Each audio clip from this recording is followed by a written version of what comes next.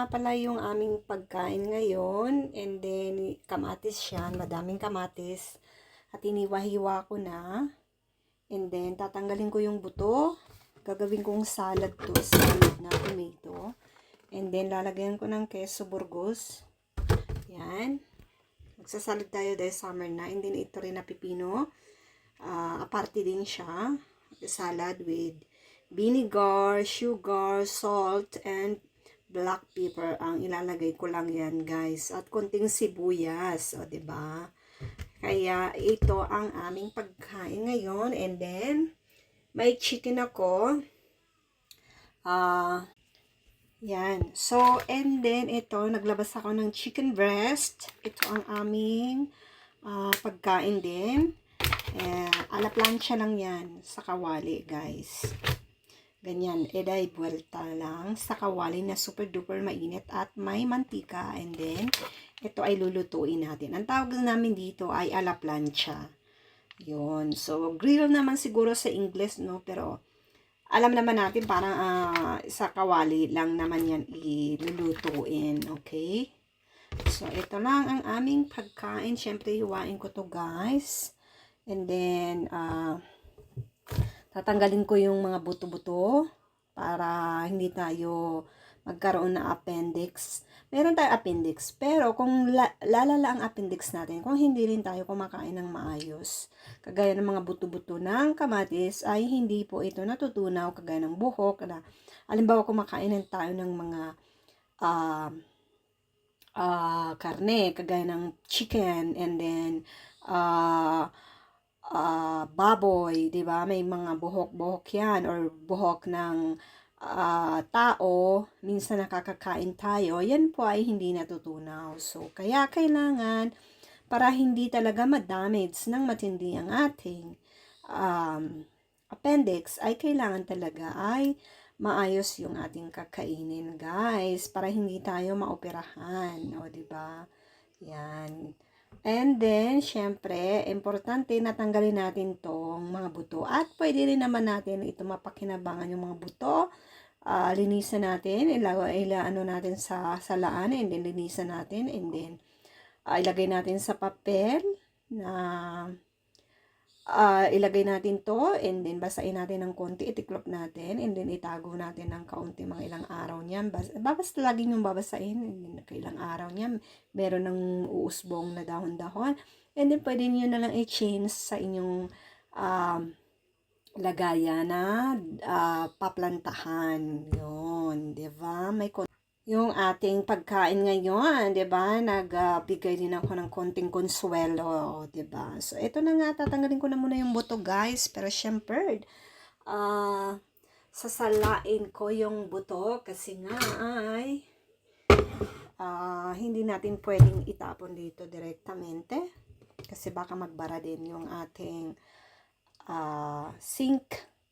So, kailangan natin ganyan muna. And then, hugasan ko to lahat, guys, para matanggal yung mga natitirang buto-buto, para hindi natin siya makain. Ganyan din ako, guys, nung bata pa ako, nung elementary ako.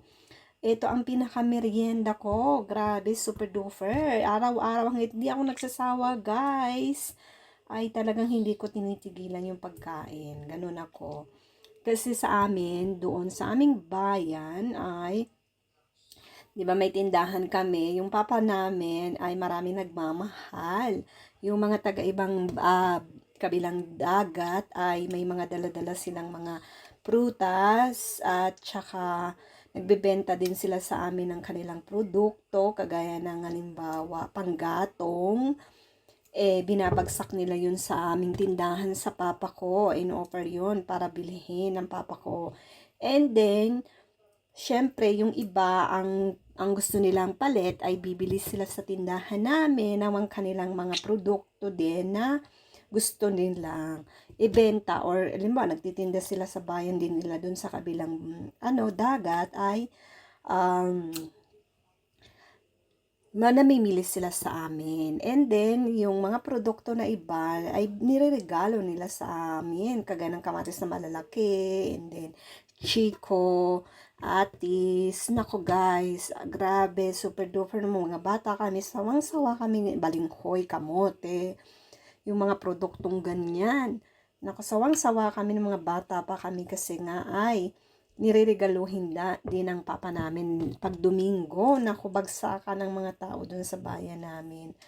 Lalo na syempre yung mga suki ng papa namin. Doon pumupunta. And then, nagbebenta nga sila, di ba, ng kahoy yung sinasabi ko sa inyo. Yun. Kasi, hindi naman pwedeng bumili ang papa ko ng halimbawa ng nyog, halimbawa ganyan, o kaya mga bambus, kasi nga ay hindi naman pwede namin maitinda yun doon. Kasi maliit naman, wala kaming sitio, walang lugar para doon. So, meron lang yung panggatong. Sa panggatong yun, pwede kaming magbenta ng ganun. 'Di ba? Kaya yan guys. So, yun lang ang chismis ko sa inyo about dito sa tomating to. Diyos ko po. O, 'di ba? Malawak. Kaya yan. So, eto na't matatapos na ako guys sa paglilinis nitong kamatis at hugasan ko siya para matanggal yung mga kaunting-kunting buto-buto na natitira dyan. Okay lang yan. So, malamig na tubig ang ating gagamitin dahil alam niyo na, kailangan talaga presko dahil syempre salad yung aking gagawin dito sa kamatis. And then, susunod ay hiwain ko na rin yung keso. So, ito na nga guys, nahiwa ko na lahat yung kamatis, and then hiwain ko na rin yung ating keso, diba? So, ito guys, tinanggal ko na yung kanyang pinaka-cover, and then syempre mayroon siyang sabaw-sabaw pa dyan. So, okay lang yan. Ialabulta natin, pabalik na rin natin para matuyo yung matanggal yung kanyang sabaw. Yan, ganyan. So, maglalagay ako ng dalawa lang, guys. Tapos, hiwa-hiwain ko to. So, ganyan na siya, guys. Diba? So, hiwain ko siya ng ganito. Yan, ganyan. Hindi ko si mahawakan, guys. So, ganyan. And then, paigain ko siyang ganyan para mahiwa ko siya. Then, hiwain ko siyang ganyan.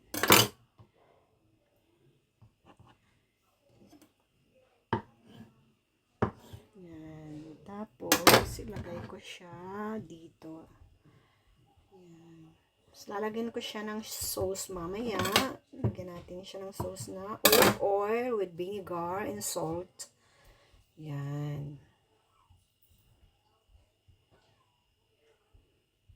Diba? Sarap naman talaga.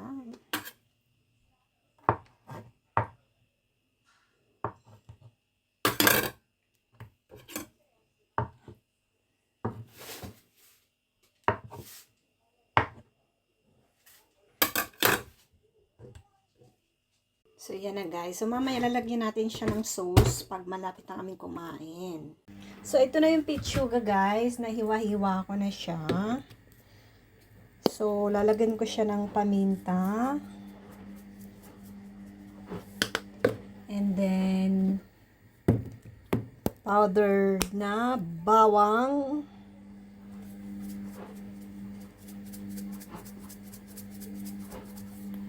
And then, lagyan ko siya ng asin. Ayan ba yan? Ayan, ganyan. And then, halo-haluin natin ng haluin. Hugas muna ako ng kamay. And then, meron akong kawali na ano tawag dito, pinainit. At lagyan natin ng mantika.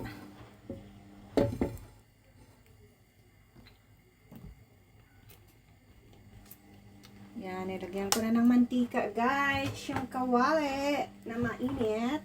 At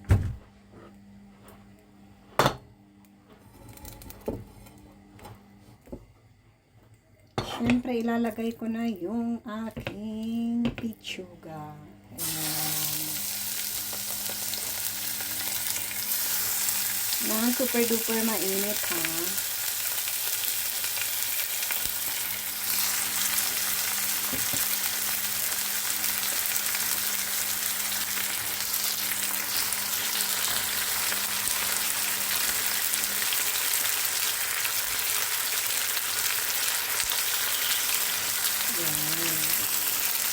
At yung sauce naman ng ating salad na kamatis ay maglalagay ako ng itong, wala akong olive oil guys.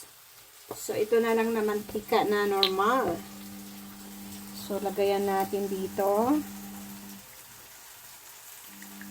ang kalahating baso or less than sa kalahati. And then meron akong vinegar na apple. Lagyan ko siya.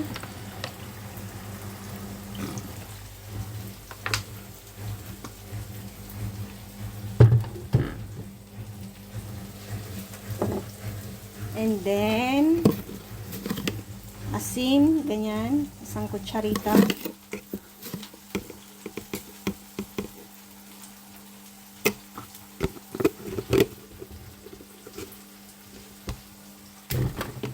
And then, paminta. Maglalagay din ako pamintang durog.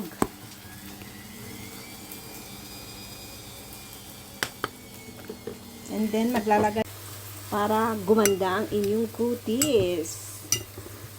Para bumata ang inyong kutis, guys. Walang arugas kayong makita sa mga mukha-mukha ninyo at katawan ninyo. Diba? Naku, grabe. Super duper sarap nito, guys. Kain tayo.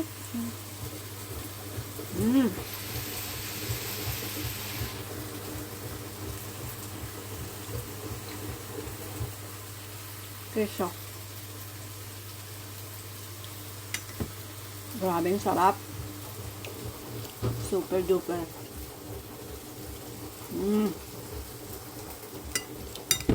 Mga nagda-diet yan. At healthy ang gusto nyo. At nakakatulong sa pagpaganda ng katawan. Ito na, kainin nyo. Kamatis lagi.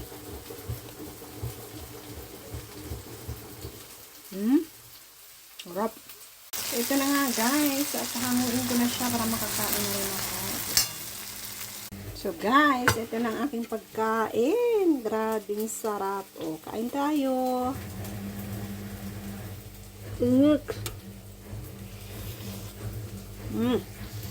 Up.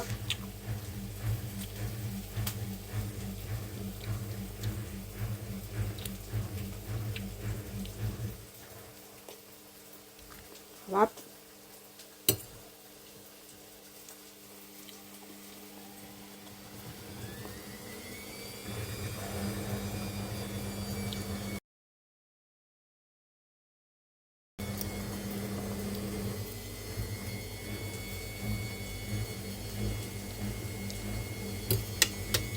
So guys, hanggang dito na ang video.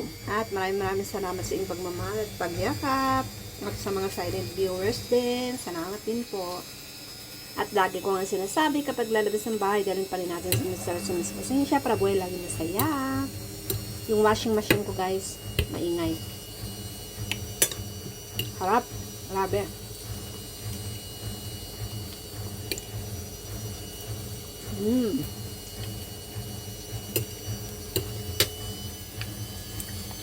Hanggang dito na lang. Bye-bye.